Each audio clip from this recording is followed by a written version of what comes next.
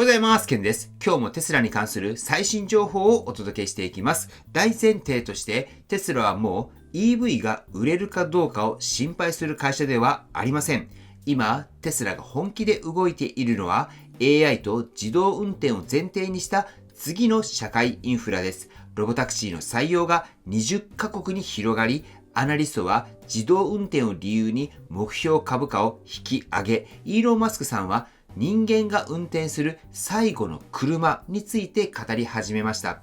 一見するとバラバラなニュースに見えますが、実は全て同じ未来を指しています。では、まずは最初に最新情報を整理しておきましょう。今、市場やメディアは EV 価格競争、中国メーカーとの販売台数の比較、こういった視点でまだテスラが語られることが多いです。もちろん、それも重要なデータではあります。ですが、それだけを見ていると、今テスラがどこに向かっているのかは正直ほとんど見えてきません。なぜなら、テスラ自身がすでにそのフェーズを抜け始めているからです。ここで注目したいのが、ロボタクシー関連の動きです。テスラは最近、ロボタクシーに関わる人材の採用を20カ国まで拡大しました。このニュース、さらっと流してしまいがちですが、かなり重要な意味を持っています。なぜかというと、これは実験やテストの段階ではないからです。もしロボタクシーがまだ机上の空論だったり、数年先の構想レベルであれば、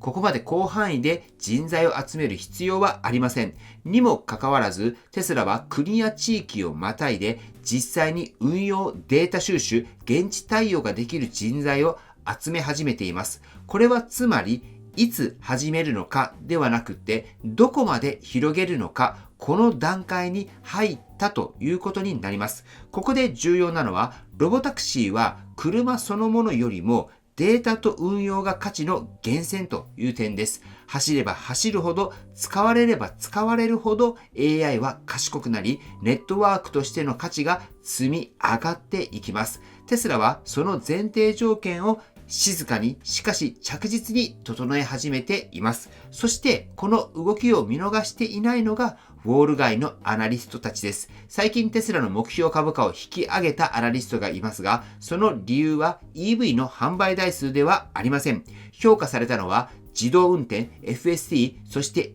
AI としての競争優位性です。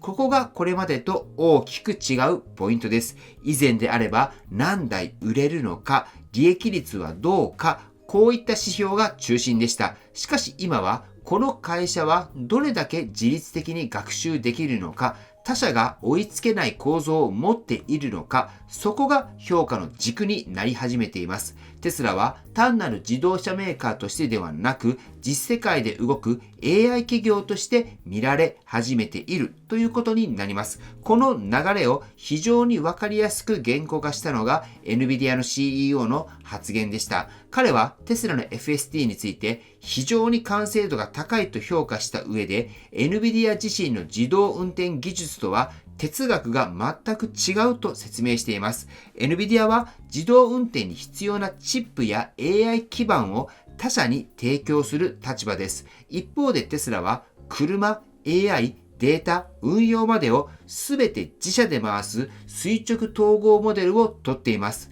つまり FSD は技術として売るものではなくって自分たちのネットワークを動かすための OS なんです。この違いっていうのは今後非常に大きな差になってきます。では、ここからイーロン・マスクさんの発言が持つ本当の意味について少し踏み込んで考えてみたいと思います。イーロンさんは次世代のロードスターについて安全性が最優先ではない人間が運転する最後の車になると語りました。この言葉だけを切り取るとかなり過激に聞こえるかもしれません。ですが、ここで重要なのは、イーロンさんが何を否定したのかではなくって、何を区切ったのかなんです。イーロン・マスクさんが言いたかったのは、危険な車を作るっていう話ではありません。そうではなくって、人間が運転するという行為そのものが、いずれ主役ではなくなるという前提に立っているということになります。AI が運転する時代において人間がハンドルを握るのは興味であり体験であり、ある意味で特別な行為になります。ロードスターはその最後の象徴になるというメッセージなんです。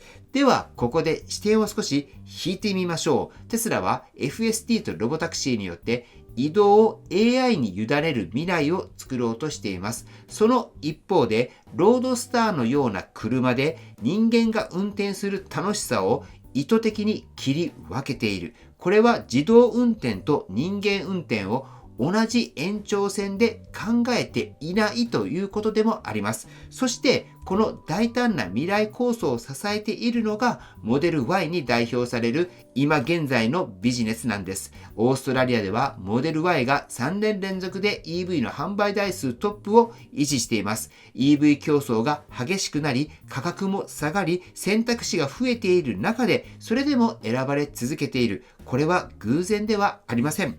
モデル Y は派手な車ではありません。ですが、日常に溶け込み、使いやすくソフトウェアで進化し続ける。つまり、生活インフラとして定着しているということになります。テスラは足元ではこうした安定した販売とキャッシュを確保しながら、その上で AI と自動運転という次の成長エンジンを育てていることになります。この両立ができる会社は正直ほとんどありません。はい。ということで、ここまでまとめますと、テスラは今3つのレイヤーを同時に動かしています。1つ目はモデル Y のような量産 EV による現在の収益。2つ目は FSD による AI としての進化と学習。そして3つ目はロボタクシーによる都市レベルのネットワーク化。これらは別々の話ではなく、すべてつながっています。では、テスラ株を見ている僕たちは何を見たらいいのでしょうか？販売台数でしょうか？価格競争でしょうか？それとも短期の株価でしょうか？もちろん、それらも無視はできません。